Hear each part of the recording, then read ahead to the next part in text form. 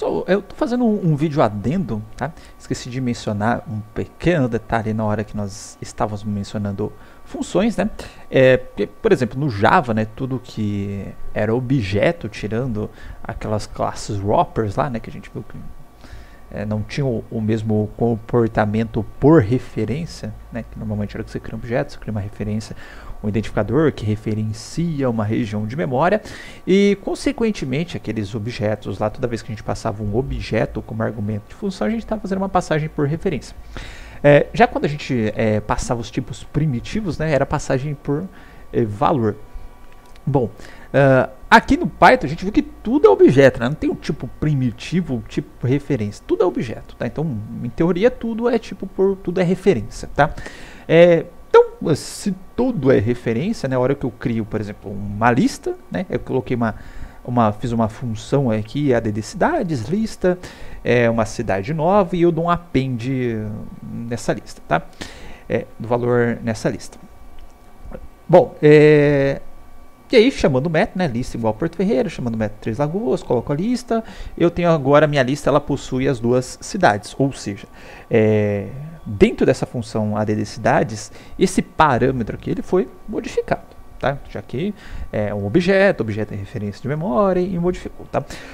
Só que lembra que eu tinha mencionado na hora que a gente está falando de estruturas de dados que heterogêneas, né? No caso do dicionário, da tupla e da lista, que a tupla ela era imutável, tá? Bom, se a tupla é imutável, mesmo que eu passe a tupla como referência, não consigo modificá-la, certo? Ok, então a gente já tinha brincado com isso, mas enfim, dentro do escopo de funções, se eu passar uma tupla como argumento, não consigo modificar a tupla dentro da função porque ela é imutável, tá? E tem outros tipos de dados aqui que também são imutáveis que eu não vou conseguir modificar dentro da função. Então, só fazendo esse alerta para vocês, tá? Que o inteiro, o float, a string, tá? E a tupla, elas não são imutáveis, tá? Você consegue, inclusive, dentro da função, né, alterar o valor que está chegando aqui, mas é como se você alterando o valor, não necessariamente ele vai gerar uma exceção igual da tupla, né, que falava, ó, eu não posso modificar esse cara aqui e tal. Não, porque ele vai tirar uma cópia daquele valor e vai modificar a cópia, como se fosse uma passagem por valor. Tá? Então nesses tipos imutáveis, no caso do inteiro, o string float, ele vai tirar uma cópia e vai modificar aquela cópia, tá? Dentro da função. Vamos fazer um testezinho aqui rapidinho, tá? Então eu vou abrir o nosso notebook que a gente estava... Não é esse daqui não, meu filho.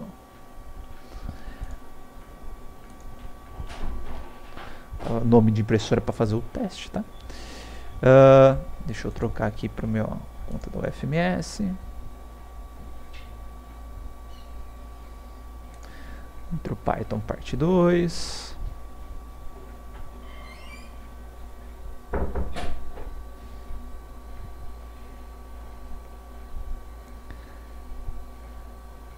Aqui funções, pode ser aqui mesmo, orientação objeto, vou começar aqui embaixo. Tá? Vou colocar aqui então mais código. Vou criar uma função que eu vou chamar de função modificadora, que essa função aqui ela pode modificar qualquer coisa, só para a gente fazer as nossas brincadeirinhas aqui, tá? Então, por exemplo, vou chamar de valor, tá? Dois pontos, o valor igual valor mais 10, certo? No caso aqui, se eu quiser trabalhar com inteiros, tudo bem. Vamos lá. E aqui do lado de fora, eu vou criar o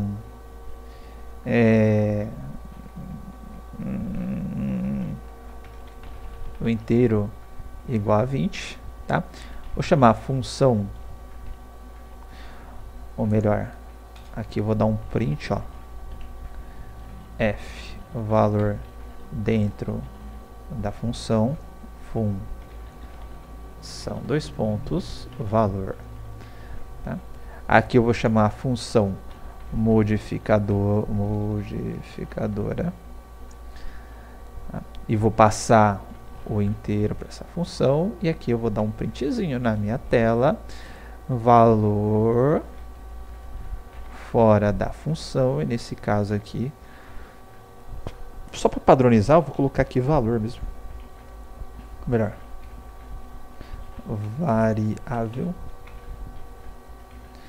Compromete variável. Tá? E vou executar esse cara. Inteiro is not defined. Desculpa, agora eu troquei aqui, né? Cabeçudo. Variável.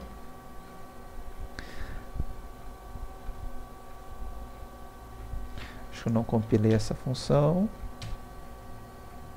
Beleza, ó. Então temos aqui, ó, valor dentro da função, 30, valor fora da função, 20. Ou seja, foi feita uma cópia dessa variável valor, já que o valor era imutável, tá?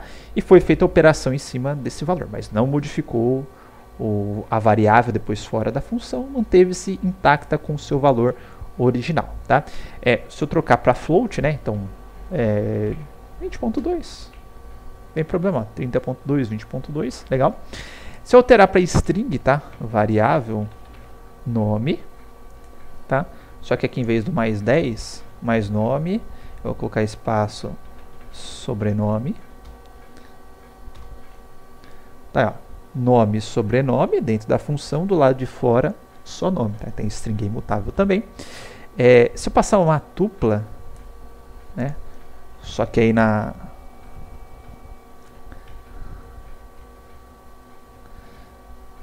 tupla eu vou passar valor 0 igual ao valor 0. Eu colocar vezes 2, já que é string eu também consigo fazer, né? Modifico, coloco os dois nomes ali. Vou colocar isso aqui, eu vou criar uma tupla, variável vai ser asterisco, vírgula 10, tá? Só que aí, no caso da tupla, né, como ela não, por si só, ela não permite essa sobrescrita, aí ela dá um erro, tá? Ela é imutável e dá um erro se eu tentar modificá-la dentro da função. Ela não vai tirar uma cópia, tá? Como é feito pelas estruturas simples, tá?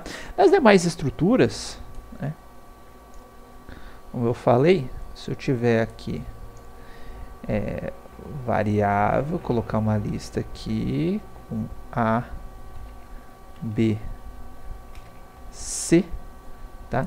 E aqui dentro a gente colocar valor.append e colocar o D, tá? Então, tanto dentro quanto fora da função ela ficou modificada. Seja, minha função conseguiu modificar o argumento aqui, já que a lista é mutável. Tudo bem? Então, tinha esquecido deste pequeno detalhe, estou fazendo este vídeo adendo para corrigir, tá? Então, até mais.